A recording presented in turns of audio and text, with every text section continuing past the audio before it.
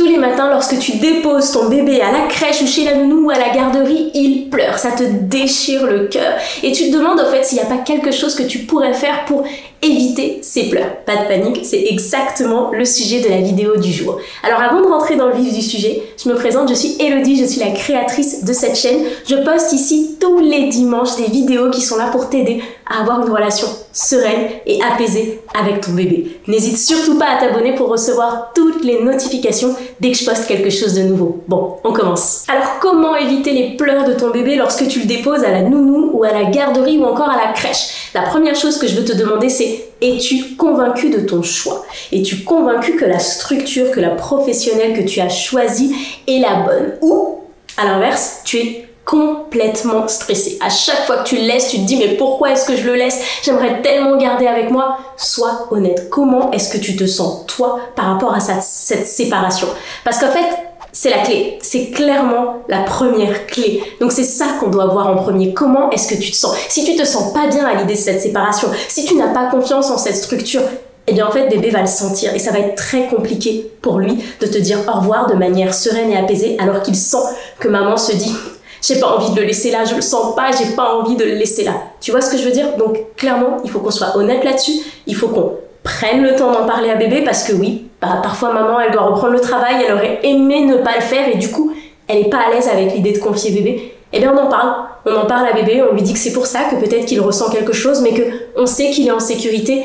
Mais en tout cas, oui, il a raison. Maman aussi, elle est un petit peu stressée lorsqu'elle le dépose le matin. D'accord? Donc, premier check à faire, comment est-ce que tu te sens, toi, vis-à-vis de cette séparation? Deuxième chose que je veux te dire, on me demande souvent, Elodie, comment faire pour éviter les pleurs lorsque je dépose mon bébé à la nounou, à la crèche? Et la première chose que je réponds, c'est on va pas forcément essayer d'éviter ces pleurs, ok? On va prendre 2 minutes et on va être très honnête. Ton bébé, ce qu'il est en train de te dire, c'est qu'il aimerait passer la journée avec toi. Est-ce qu'on peut lui en vouloir? Tu es sa personne préférée au monde, d'accord? Il a envie de passer sa journée avec toi, il a envie de passer sa journée avec papa, il a potentiellement envie de passer sa journée avec ses frères et sœurs qu'il voit à la maison. En tout cas, il a envie de rester avec ces personnes de confiance et pour ça, on ne peut pas lui en vouloir. Donc lorsqu'il pleure, c'est sa manière à lui de te dire ça en fait. Et pour les petits bébés qui sont pas encore capables de mettre des mots sur ce qu'ils ressentent, les pleurs, c'est leur seul et unique moyen d'expression. Et maintenant, je te parle des grands bébés, parce que si là tu dis oui, mais le mien il a 2 ans, il pourrait me dire ce qu'il veut. Non, il n'est pas encore capable. Il n'a pas encore cette maturité de te dire ok, là, maman, je me sens triste. D'accord? Son cerveau n'en est pas là. Du coup, pareil, son seul moyen de communication dans ce genre de situation, en fait, riche en émotions, c'est de pleurer pour te faire comprendre qu'en fait, oui, il aurait préféré rester avec toi. Donc là-dessus, j'ai envie qu'on soit très honnête, c'est normal que bébé ait envie de passer la journée avec nous. On est juste sa personne préférée au monde. Donc ce qu'on va faire dans ce genre de moment, c'est qu'on va accueillir les pleurs. Je vois que tu es triste, je comprends, d'accord? On va accueillir les pleurs, on va lui dire qu'on voit, mais surtout on va lui dire qu'on sait qu'il est en sécurité et on comprend qu'il soit triste et qu'il a le droit d'être triste. Donc on évitera toutes les phrases du genre « Chut, mais pleure pas, mais c'est rien, mais tu vas voir, ça va être génial » en fait.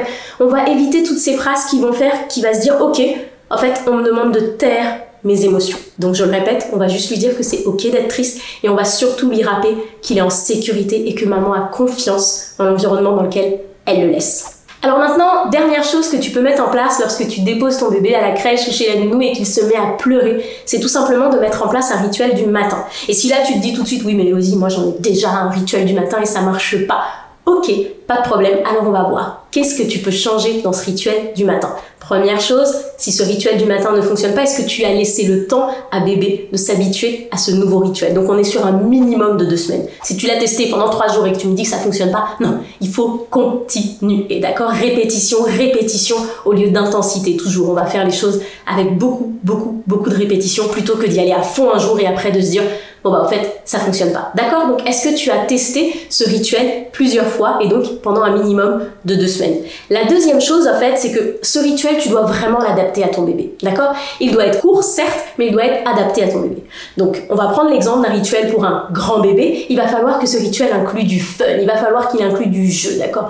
N'oubliez pas, les bébés ont besoin de fun. Donc pour ces grands bébés, je te prends l'exemple du mien, on se fait un bisou, on se dit au revoir et là mon fils il me dit non j'ai pas envie et là je lui dis ah rappelle-toi qu'est-ce qui suit? Il me dit oh, la danse, la chorégraphie par la fenêtre et là il court dans sa classe et il me regarde par la fenêtre, je fais une super chorégraphie, d'accord? Et ensuite c'est au revoir et je t'aime. J'y ai mis du fun parce que j'ai vu que la simple routine, en fait, qui fonctionne pour les bébés un petit peu plus petits, où là on va chercher quelque chose où on va donner beaucoup d'amour, beaucoup d'affection, d'accord, ne fonctionnait plus pour lui. Donc regarde, qu'est-ce qui fonctionne comme routine pour ton bébé du matin? Qu'est-ce qui pourrait potentiellement le rassurer, d'accord? Et mets en place cette routine et teste-la pendant minimum 2 semaines. Et surtout, lorsque tu mets en place une routine, d'accord, du matin pour dire au revoir à ton bébé, lorsque tu quittes la crèche ou la nounou, tu dois absolument t'y tenir, d'accord? Tu dois t'y tenir. Si tu dis à ton bébé la veille, demain, on va faire un bisou, un câlin et un au revoir par la fenêtre, et qu'une fois devant l'école, eh ben, bébé voit que, en fait,